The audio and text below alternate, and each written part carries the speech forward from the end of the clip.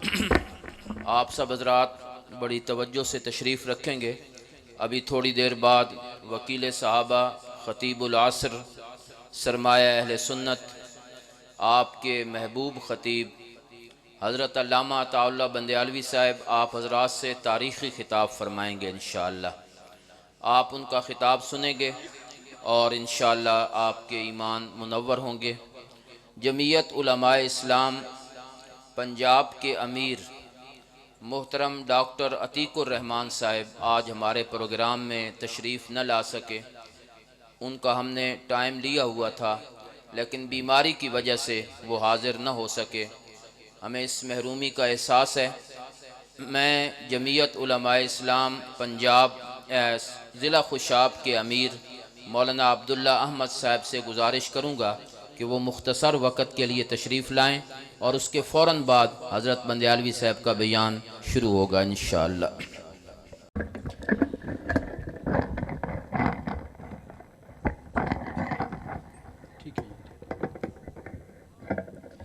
السلام علیکم ورحمۃ اللہ۔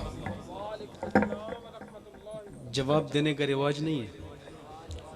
السلام علیکم ورحمۃ اللہ۔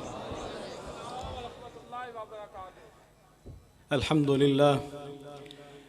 للہ نحمده ونستعینه ونستغفره ونؤمن به ونتوکل علیہ ونعوذ باللہ من شرور انفسنا ومن سیئات اعمالنا من يهده الله فلا مضل له ومن يضلله فلا هادي له ونشهد أن لا إله إلا الله وحده لا شريك له ونشهد أن سيدنا ومولانا محمدا عبده ورسوله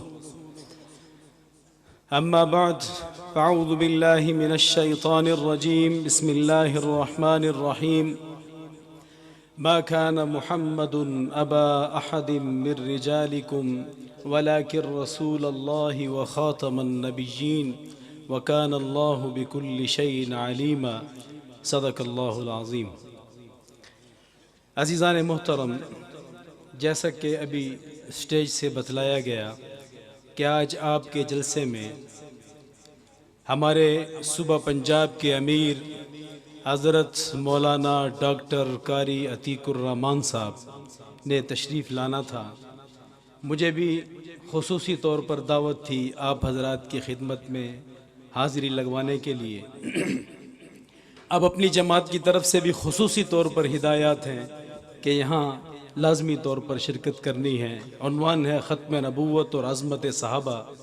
سٹیج علماء سے سجا ہوا ہے، بڑے بڑے اکابر علماء کرام تشریف فرما ہیں۔ تو میں زیادہ دیر آپ کے اور آپ کے جن کو آپ سننے کے لیے آئے ہیں مولانا عطاء اللہ صاحب دامت برکاتہم کے درمیان زیادہ دیر حائل نہیں ہوتا، لیکن کچھ ٹائم آپ کا ضرور لوں گا۔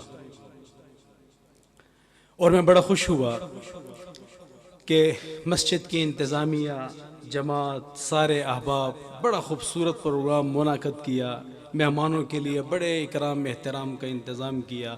اللہ ان سب کو جزائے خیر عطا فرمائے۔ آپ حضرات ختم نبوت کے عنوان سے تشریف لائے ہیں۔ حضرات محترم، دین اسلام کی بنیاد قومیت، لسانیت یہ کسی ایسی چیز پر نہیں ہے، بلکہ دین اسلام کی بنیاد ایک نظریے پر ہے جس کا عنوان ہے لا الہ الا اللہ محمد الرسول اللہ، اور اس کی بنیاد کچھ ارکان ہیں: توحید باری تعالی، رسالت، ختم رسالت، معاد آخرت۔ ان بنیادی عقائد اور ارکان کے مجموعے سے جو نظریہ بنتا ہے وہ اسلام کہلاتا ہے، اور اس کو لا الہ الا اللہ محمد الرسول اللہ کے عنوان سے بیان کیا جاتا ہے۔ عزیزان محترم، ان بنیادی عقائد، ان بنیادی ارکان کا جو بندہ بھی انکار کرتا ہے وہ دائرہ اسلام سے، دائرہ ملت سے خارج ہے۔ فروعی اختلافات کے باوجود جو ان بنیادی ارکان پر مجتمع ہیں، کھڑے ہیں، ملت اسلامیہ کے افراد ہیں، दायरा इस्लाम के अंदर हैं, हम सब मिलकर इत्तेहाद और इत्तेफाक के साथ एक कुव्वत बनते हैं और दीन के रास्ते में जद्दोजहद करते हैं। मेरे दोस्तों, रिसालत गुज़श्ता अंबिया जो थे उनकी उम्मतों के लिए सिर्फ इतना काफ़ी था कि वो ये समझते कि ये अल्लाह के भेजे हुए पैगंबर हैं जो हमारी तरफ भेजे गए हैं। लेकिन इस उम्मत के लिए, हमारे लिए ये ज़रूरी है कि हम ये समझें कि जनाब मोहम्मद सल्लल्लाहु अलैहि वसल्लम अल्लाह के भेजे हुए पैगंबर हैं, और साथ इसका भी यकीन करें कि ये आखिरी नबी हैं। ला इलाहा इल्लल्लाह मुहम्मदुर रसूलुल्लाह, अल्लाह के सिवा कोई माबूद नहीं, मोहम्मद अल्लाह के आखिरी रसूल हैं। ये हमारे लिए बाकी उम्मतों से हटकर इस खातिमे रसूल को मानना और इस अकीदे को रखना भी ज़रूरी है। मेरे दोस्तों, अल्लाह रब्बुल इज़्ज़त ने जनाब रसूल पाक सल्लल्लाहु अलैहि वसल्लम को जो मर्तबा और शान अता फरमाई और इमामुल अंबिया बनाया, और जितनी उम्मतों, जितने अंबिया पहले गुजरे वो अपने मखसूस कौम, मखसूस खित्ता, मखसूस ज़मानों के अंदर तशरीफ़ लाते रहे। नबी पाक सल्लल्लाहु अलैहि वसल्लम को इला काफ़तल लिन्नासि बशीरन व नज़ीरा, क़यामत तक आने वाली इंसानियत के लिए रसूल बनाकर भेज दिया गया और तमाम का सिलसिला ख़त्म कर दिया गया। मेरे दोस्तों, कुरान करीम की 100 आयात ख़त्म नबूवत के अकीदे को बयान करती हैं। कितनी आयतें? ज़रा बुलंद आवाज़ से। 100 आयात, जिनमें एक वाज़ेह तरीन आयत मैंने तिलावत की, मा काना मुहम्मदुन अबा अहदिम मिर रिजालिकुम वलाकिन रसूलुल्लाहि व खातमुन नबिय्यीन। नबी पाक सल्लल्लाहु अलैहि वसल्लम की सैकड़ों अहादीस ख़त्म नबूवत को बतलाती हैं, जिनमें बहुत सारी हदीस अना खातमुन नबिय्यीन ला नबी अबादी लौ काना बादी नबिय्युन लकाना उमर, इसके अलावा भी बहुत ज़्यादा। तीसरी बड़ी दलील दीन इस्लाम की इजमाए उम्मत, जनाब रसूल पाक सल्लल्लाहु अलैहि वसल्लम की ज़िंदगी के आखिरी अय्याम में मुसैलमा कज़्ज़ाब ने नबूवत का दावा किया और उसने नबी पाक सल्लल्लाहु अलैहि वसल्लम को खुतूत भी भेजे। नबी पाक सल्लल्लाहु अलैहि वसल्लम की रहलत के बाद सबसे पहला लश्कर जो रवाना किया गया वो मुसैलमा कज़्ज़ाब के कत्ल के लिए रवाना किया गया। पूरी उम्मत का इजमा हुआ कि मुनकिर ख़त्म नबूवत काफिर है और उसके साथ जिहाद किया जाएगा।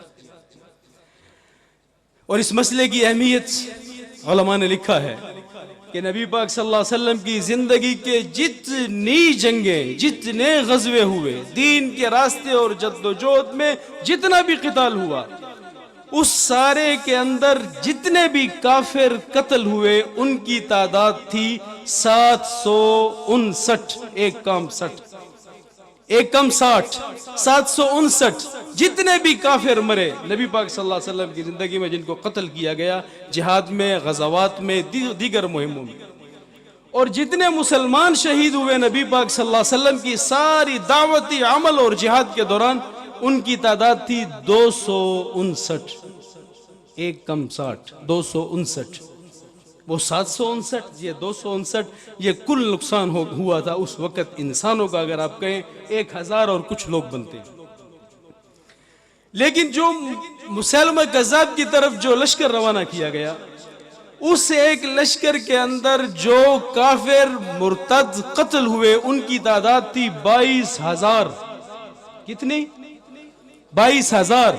और जो सहाबाए किराम शहीद हुए उनकी तादाद थी 1200, जिसमें 600 सहाबा जय्यद उलमा, कुर्रा और हुफ़ाज़ थे, और बदरी सहाबा भी उनके अंदर मौजूद थे। 600 सहाबा वो थे, कुल 1200 सहाबा। अंदाज़ा कीजिए कि हुज़ूर सल्लल्लाहु अलैहि वसल्लम की सारी ज़िंदगी में कितने लोग कत्ल हुए या कितने सहाबा शहीद हुए, 1000 से कुछ ज़्यादा।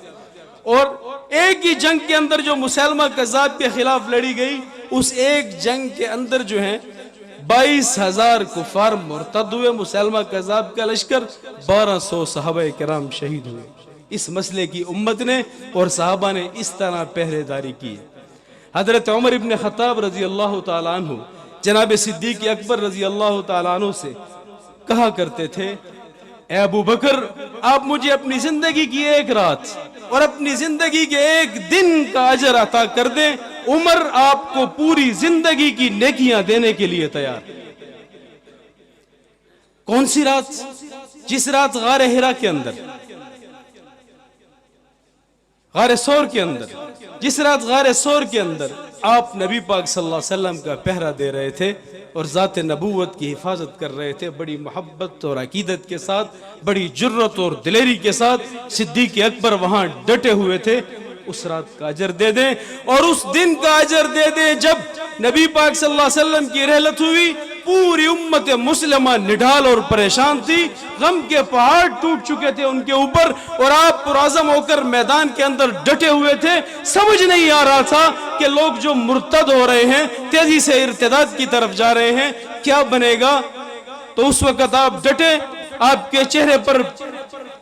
کے چہرے سے پریشانی آیا تھی، آپ ڈٹے، آپ نے لشکر بھیجا، اور آپ نے جو پریشانی کے اتنے دن گزارے، اس میں ایک دن ختم نبوت کے مسئلے پر جو پریشانی کا تھا، اس کا اجر عمر کو دے دیں، اس کے بدلے عمر ساری زندگی کی نیکیاں دینے کے لیے تھے۔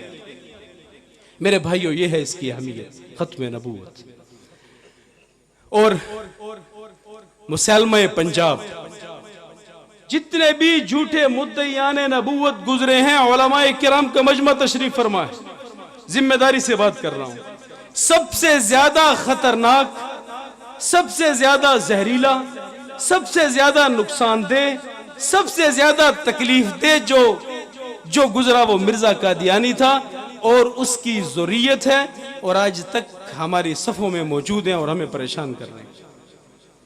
مرزا قادیانی گرداسپور امرتسر کے ایک چھوٹے سے قصبے قادیان میں رہنے والا ایک نیم خواندہ آدمی اتنا بڑا کام کرتا ہے، سمجھ سے باہر ہے، سمجھ سے باہر ہے کہ یہ کیسے ہو سکتا ہے؟ نبوت کا دعویٰ کوئی معمولی کام تو نہیں ہے، ایک آنکھ نہیں ہے، رنگ نہیں ہے، کوئی نسل نہیں ہے، کوئی ایسے پس منظر میں کوئی لوگ نہیں گزرے، عدالتوں کے اندر 1.5 روپے پر ملازم ہے، اور خاندانی حیثیت بھی ایسی نہیں ہے، انتہائی مفلوق الحال خاندان ہے، اس کے اندر نبوت کا دعویٰ کرتا ہے، اور ڈاکٹر عبدالسلام نوبل انعام یافتہ پاکستان کا سائنسدان، ایسے لوگ اس پر ایمان لے آتے ہیں، کیسے؟ یہ سوال نہیں، میرے دوستو، یہ سوال ہے۔ مرزا قادیانی کو یہاں، مرزائیوں کو یہاں جو ایک فتنے کے طور پر آج تک موجود ہیں، ایک سیاسی مقاصد کے لیے یہاں لانچ کیا گیا، اور یہ اس وقت تک رہے گا، اور ہمیں اس کا مقابلہ کرنے پڑے گا جب تک اس کے بھیجنے والوں کے جنوبی ایشیا کے اندر، اس خطے کے اندر سیاسی مقاصد باقی ہیں، اور جب ان کے سیاسی مقاصد ختم ہوں گے، وہ ان پر توجہ دینا چھوڑ دیں گے۔ ان کے سیاسی مقاصد تھے، اس کے ذریعے اس کو بھیجا گیا، اور کیسے بھیجا گیا؟ نوکری چھوڑ کے گھر چلا گیا، 1.5 روپے کی نوکری چھوڑ کر گھر چلا گیا، 1.5 یا 2 روپے کی نوکری۔ کئی دن گزر گئے، لوگوں نے کہا کیا ہوا؟ اس نے کہا مجھے بڑا خصوصی منصب مل چکا ہے، آپ دیکھیں گے کچھ دنوں میں کیا ہوتا ہے، اور اللہ میرے ساتھ کیا معجزے ظاہر کرتا ہے۔ لوگ پریشان، لوگوں نے مذاق سمجھا، کچھ دن گزرے، جی کیا ہوا جی؟ ان کو کہا آپ دیکھنا کچھ دنوں بعد 1500 روپے کا بے نامی منی آرڈر میرے نام آئے گا، 1500 روپے کا بے نامی منی آرڈر میرے پاس آئے گا۔ اور پھر لوگوں نے دیکھا 1500 کا منی آرڈر آ گیا، پورا گاؤں قادیان اکٹھا ہو کر پریشان حال ہے، قصبہ پریشان ہے کہ 1.5-2 روپے ایک آنا 4 آنے اس دور میں بہت بڑی چیز ہے، 1500 روپے کا منی آرڈر آ رہا۔ اسی طرح کے منی آرڈر آتے رہے، کھانے پینے والے لوگ جمع ہوتے رہے، اور آپ کو تو پتہ ہے ہمارا بر صغیر جو ہے نا، اللہ معاف کرے، کوئی اٹھتا ہے، کوئی نعرہ لگاتا ہے، کوئی خاص رنگ کے کپڑے پہنتا ہے، کوئی بلاتا ہے، کوئی نہیں دیکھتا کوئی قبر کی طرف جا رہا ہے، یا کوئی نہیں دیکھتا وہ کہاں جا رہا ہے۔ بڑے بڑے سمجھدار لوگ جہالت کے مرکب بنے ہوئے ہیں۔ یہ ہماری اس مٹی، یہ ہماری اس مٹی کا وصف ہے، تو انہوں نے بھی اس کو قبول کیا، پیسے بھی آ رہے ہیں، اور پھر اس کے بعد انگریز کی مشینری اس کے ساتھ کھڑی ہو گئی، اور پورے قوم کو الو بنا کر وہ اس وقت سے دعوتیں دیتے آ رہے ہیں، اور مسلسل یہی کام کر رہے ہیں۔ مرزا بشیر الدین محمود، مرزا کا خلیفہ اول مرزا بشیر الدین محمود، یہ کس طرح کے لوگ تھے؟ ان کے خلفاء کس طرح کے لوگ تھے. صرف ایک بات سناتا ہوں آپ کو، ساری بات سمجھ آئے گی، آپ کو ساری مرزائیت سمجھ آ جائے گی. مرزا بشیر الدین محمود اس کا بیٹا اور اس کا بڑا خاص معتمد بیٹا، مرزا کے مرنے کے بعد جب خلیفہ بنا، اپنے مریدوں کے اندر بیٹھا ہوا ہے. وہاں بیٹھے بیٹھے کہتا ہے بات سنو، وہ ساتھ والا جو گاؤں ہے اس کے کنویں کے اندر ایک بچڑا گرا پڑا ہے، آؤ میرے ساتھ اس کو باہر نکالیں، آؤ میرے ساتھ اس کو باہر نکالیں. لوگ بڑے ہوئے بھی، حضرت کو کوئی کشف ہو گیا، کوئی مسئلہ ہو گیا، چلو چلو چلو چلو. وہاں ایک مسلمان ٹیکسی ڈرائیور بیٹھا تھا، اس نے اٹھا فوری طور پہ گاڑی کی چابی گھمائی اور وہ تیزی سے گاڑی کو بھگایا. وہ ڈرائیور کہتا ہے کہ میں اس قصبے میں جب گاؤں پر پہنچا تو میں نے دیکھا کہ 2-4 بندے ہیں اور ایک بچڑے کو دھکے مار مار کے کنویں میں پھینک رہے ہیں. بچے نو دھکے مار مار کے کنویں میں پھینک رہے. کہتے ہیں مجھے سمجھ آ گیا. میں نے کہا رکو رکو رکو، مرزا صاحب کہتے ہیں پروگرام بدل گیا ہے. رک جاؤ، مرزا صاحب کہتے ہیں پروگرام بدل گیا ہے. کہتے ہیں وہ رک گئے، انہوں نے بچڑے کو قلعے پر وہیں باندھ دیا. کہتے ہیں میں بھی پیچھے ہٹ کے کھڑا ہو گیا. اتنی دیر میں مرزا صاحب مریدوں کے ساتھ چلے ہوئے آ رہے ہیں اور وہاں جیسے پہنچتے ہیں تو دور سے ہی ان کو اشارہ کرتے ہیں، اس کو کیوں نہیں پھینکا. یہ ہے ان کا خلاصہ، یہ تھا مرزا، یہ ہے اس کے خلفاء، اور یہ ہے ان کے طریقہ کار. اور برطانیہ کا، برٹش امپائر کا، مغربی قوتوں کا اس خطے میں جب تک اسلام کو کمزور کرنے کا، ہمیں فضول مسائل میں مشغول رکھنے کا، اور جب تک ہمیں اس خطے میں ان کی بالادستی کا ایجنڈا ہے، وہ قادیانیوں کو فیڈر پلاتے رہیں گے اور ہم پر مسلط رکھیں گے. ہم نے ختم نبوت کا پہرا دینا ہے، ہمارے اکابر نے دیا، ہم نے بھی دیا. آخری بات کر کے بات ختم کرتا ہوں، وہ یہ ہے کہ ہمارے اکابر نے کیسے پہرا دیا. مفتی زاہد محمود صاحب، جنرل سیکریٹری عالمی مجلس تحفظ ختم نبوت، آپ کے سامنے علماء کا کردار بیان کر رہے تھے، باقی علماء نے بھی بیان فرمائے. میں صرف ایک بات آپ کو سمجھا کر بات اجازت چاہوں گا، وہ یہ ہے کہ 2 تحریکیں پاکستان کے اندر چلی. ایک تحریک 1953 کے اندر چلی، ایک تحریک 1974 کے اندر چلی. 1953 کی جو تحریک تھی، اس تحریک کی صورتحال یہ تھی کہ اب بزرگ یہاں تشریف فرما نہیں ہوں گے، 70 سال پہلے کی بات ہے، شاید اگر کسی کو یاد ہو تو یہ قائد آباد، یہ خوشاب کا ڈسٹرکٹ، لوگ نکلتے تھے گرفتاریاں دینے کے لیے، پھولوں کے ہار پہنا کرتے تھے، رہاں روڈوں کے اوپر علماء تقاریر کیا کرتے تھے، جوک در جوک علماء نکلتے تھے عوام کو لے کر، پھولوں کے ہار گلے میں ڈال کر، جیل بھرو تحریک، ہمیں گرفتار کرو. 1953 کی تحریک، اور اس کی قیادت کر رہے تھے امیر شریعت سید عطا اللہ شاہ بخاری رحمۃ اللہ تعالی علیہ، اور عوام کے طبقات میں پوری امت مسلمہ اس پر جمع تھی. سرظفر اللہ خان وزیر خارجہ تھا.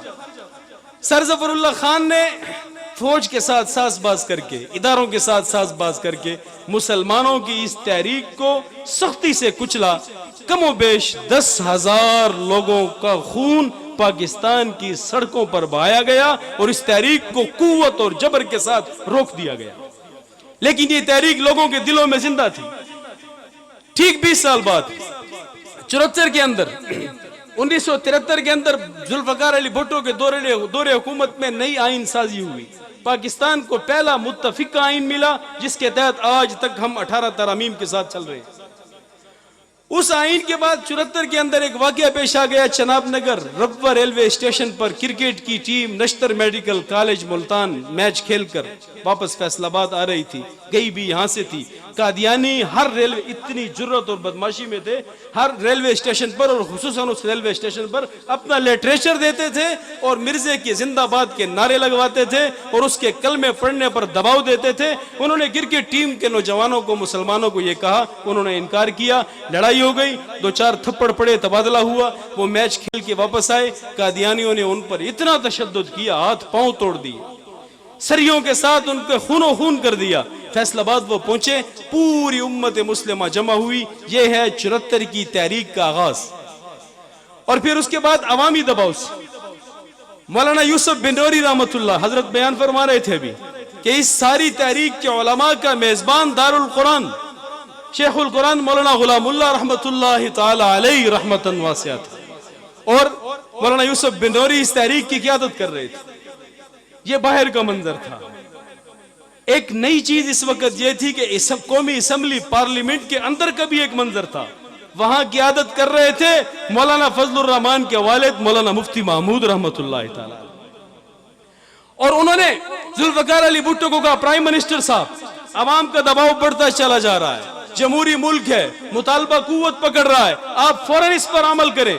اس ذوالفقار علی بھٹو نے عوامی احتجاج سے مجبور ہو کر پوری پارلیمنٹ کے سارے ارکان کو ایک کمیٹی قرار دے دیا اور کہا مرزائیوں کو بلاؤ، مرزائی بھی آئے، لاہوری مرزائی بھی آئے۔ 21 دن تک اسمبلی کے اندر اس پر تفصیلی بحث ہوئی، اور اس بحث کے بعد مرزائیوں کو اقلیت قرار دیا گیا۔ پاکستان کی پیروی کرتے ہوئے 57 اسلامی ممالک سے اکثریت نے پاکستان کے پارلیمنٹ کے فیصلے کی پیروی کرتے ہوئے ان کو کافر قرار دیا، اقلیت قرار دیا۔ پوری دنیا کے اندر وہ یکسر کمزور ہو گئے۔ 53 کے اندر بھی تو عوام کی تحریک تھی، 53 کے اندر بھی تو لوگ سڑکوں پر نکلے تھے، لیکن کچھ نہیں ہوا تھا، شہادتیں ہوئی تھی۔ قومی اسمبلی کے اندر علماء موجود تھے، مرزائیوں کا اتنا بڑا مسئلہ کانٹا انہوں نے نکال کر پھینک دیا، پوری دنیا سے نکل گیا۔ تو میرے دوستو، مذہبی طبقہ اور علماء کرام موجود ہیں۔ اسی ضمن میں میں صرف یہ دعوت دینا چاہوں گا کہ علماء نے پاکستان کے اندر ایک بہت بڑا کام کر دیا ہے، اب ہم نے ایک قدم ذرا آگے بڑھانا ہے۔ کیا کام کر دیا ہے؟ 1947 کے بعد بنتے ٹوٹتے قوانین، 1973 میں متفق کا پہلا قانون ملا، اس کے خالقوں میں، بنانے والوں میں مولانا مفتی محمود رحمۃ اللہ تعالی علیہ کا نام روشن ہے، اور مفتی محمود صاحب مولانا فضل الرحمان کے بھی والد تھے دانائی اور حکمت میں۔ انہوں نے پاکستان کے اس 73 کے قانون کو ایسا فریم ورک دیا، اس کو ایسا ڈھانچہ دیا کہ اگر عوامی صحیح مطالبہ کیا جاتا تو مسلمانوں کی سب سے بڑی تمنا پوری ہو سکتی تھی، وہ ہے اسلامی حکومت کا قیام، اسلامی نظام کا قیام، اسلامی حکومت کا قیام، اسلامی نظام کا قیام۔ یہ ہر مسلمان کے ایک ذمہ داری اور اہم ترین مشن ہے میرے بھائیوں، جس کو ہم بھولے ہوئے ہیں۔ یہ کام جو ہم کر رہے ہیں سارے صحابہ کرام کیا کرتے تھے، صحابہ کرام امامتیں بھی کیا کرتے تھے، صحابہ کرام درس و تدریس بھی کیا کرتے تھے، صبح کے مدرسے میں پڑھتے بھی تھے، اپنے وظائف و اوراد بھی کرتے تھے، ذکر بھی کرتے تھے، تلاوت بھی کرتے تھے، اور سب انفرادی اعمال کرنے کے ساتھ ساتھ جب بھی اجتماعی فریضے کے لیے ان کو پکارا جاتا کوئی ایک بھی پیچھے نہیں رہتا، اجتماعی عمل کو انفرادی عمل پر ہمیشہ ترجیح دیتے تھے۔ اور وہ 3 صحابی آپ جانتے ہیں جو ایک اجتماعی عمل سے پیچھے رہے۔ قرآن نے کہا وَعَلَى الثَّلَاثَةِ الَّذِينَ خُلِّفُوا حَتَّى إِذَا ضَاقَتْ عَلَيْهِمُ الْأَرْضُ بِمَا رَحُبَتْ وَضَاقَتْ عَلَيْهِمْ أَنفُسُهُمْ وَظَنُّوا أَن لَّا مَلْجَأَ مِنَ اللَّهِ إِلَّا إِلَيْهِ ثُمَّ تَابَ۔ میرے دوستو، ہم کیا کرتے ہیں؟ میں نے آپ کے حلقے میں الیکشن بھی لڑا ہے، بڑے غور سے ان معاملات کو دیکھیں۔ دوسرا الیکشن، ہم کیا کرتے ہیں؟ میرے سمیت ہم سب اپنے انفرادی اعمال تو بڑے خشوع و خضوع سے ادا کرتے ہیں، کرنے چاہیے، درس دینا چاہیے، اپنی محنت کرنی چاہیے، کوئی انکار نہیں، لیکن ہم سب نے مل کر جو ایک اجتماعی جدوجہد کرنی ہے، اسمبلی تک پہنچنا ہے، اور دین اسلام کے نفاذ اور نافذ کرنے کی جو محنت ہمارے ذمے، ہم اس کو چھوڑ بیٹھے ہیں، ہم نے وہ کرنی ہے۔ اور اگر اس کے بغیر ہم رہ گئے تو ہم سب گنہگار ہوں گے، سب گنہگار ہوں گے میرے دوستو۔ وہ ایک فریضہ ہے جو ہمارے ذمے عائد ہے، اور وہ کوئی معمولی محنت نہیں ہے۔ تحریک طالبان افغانستان سے پوچھئے، نظام اسلام ایسے گھروں میں بیٹھے نہیں مل جاتا، اس کے لیے محنت کرنی پڑتی ہے۔ علماء میدان عمل کے اندر ہیں، آپ حضرات علماء کا دست و بازو بنے، اپنی انفرادی محنت، دکان، تجارت ہر بندہ جاری رکھے، لیکن اجتماعی طور پر اپنے علماء کے ساتھ چلے۔ میں آپ کے پاس حاضری دینے کے لیے آیا ہوں، میری حاضری قبول فرمائیں۔ اللہ آپ سب کو جزائے خیر دے۔ السلام علیکم ورحمۃ اللہ۔